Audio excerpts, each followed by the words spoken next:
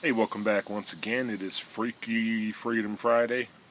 I've got to make Fridays a holiday because working from home, my days sort of blend together. If you've been following my blogs, you know what today is. I've actually got to be twice as goofy today because I forgot last Friday. So it shouldn't take much effort.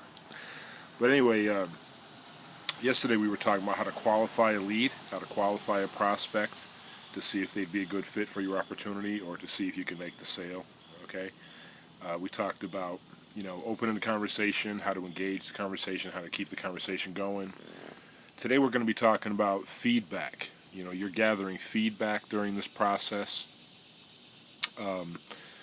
You're looking for body language, okay? If they're the kind of person, they're crossing their arms, they're looking at their watch, they're looking around, see what else is going on around them, okay? What they're doing basically is they're telling you in so many words, I'm done with the conversation, leave me alone, all right? I had trouble with this back in my Kirby days. I mean, I used to sell the hell out of Kirby's, but my sales manager came with me on a couple of presentations just to sort of give me some feedback. And one of the things he told me, he said, dude, I appreciate your fervor, I appreciate your hunger, your work ethic, all that stuff, but you need to kind of work on looking for hints that they're not interested. There's a difference between keeping them engaged, keeping the conversation going by keeping them engaged, and trying to keep them interested. If they're not interested, chances are they won't be. Use questions too. Find out, like, kind of what we talked about yesterday.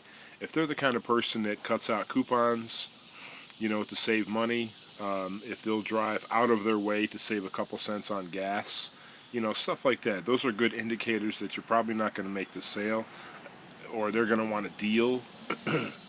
And I mean, if it's possible to give them a deal, that's great. You may want to sort of show them the value that's wrapped up in your offer. That's another next step you could take to kind of keep the dialogue going. But if they're genuinely not interested, okay, don't sit there and take all the time in the world to try to talk them into being interested. Because if someone isn't interested, it kind of turns into a battle of the wits.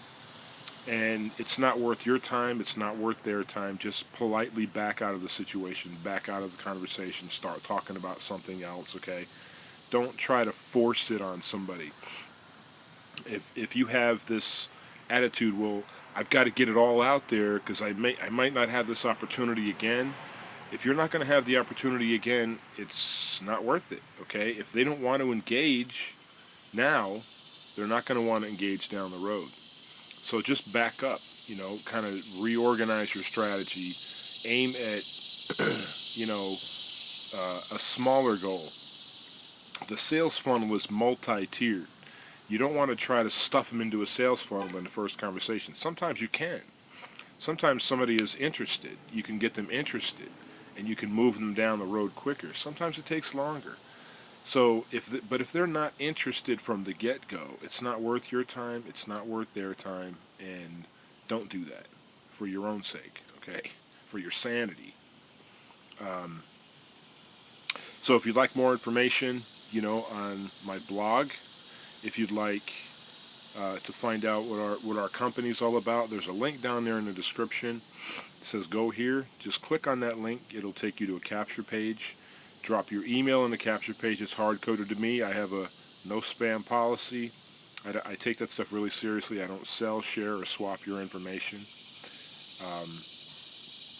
We have fun here. This isn't, we don't teach you how to be a clone. You don't have to put on a suit and tie. You can be yourself and be successful. This is a movement to help regular people take their lives to new heights. This isn't about teaching you how to be a salesman, all right?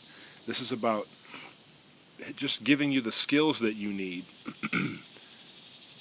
to take back control of your financial future. I mean, if you look around at our economy, at the way things are going, as long as you don't have blinders on, you can see the dynamics are shifting, and you need to get creative. You need to take things into your own hands. So again, I appreciate you stopping in, and if I were you, I would click that link. At least come and take a look at what we can offer you, and you can go from there. No pressure. You know, this isn't a high pressures kind of a deal. You know, you can see me. I'm just on here acting goofy. This is what you'd be doing. You know, it is you would just learn the skills of being yourself, having conversations with people, and it works. I'm telling you. See you next time.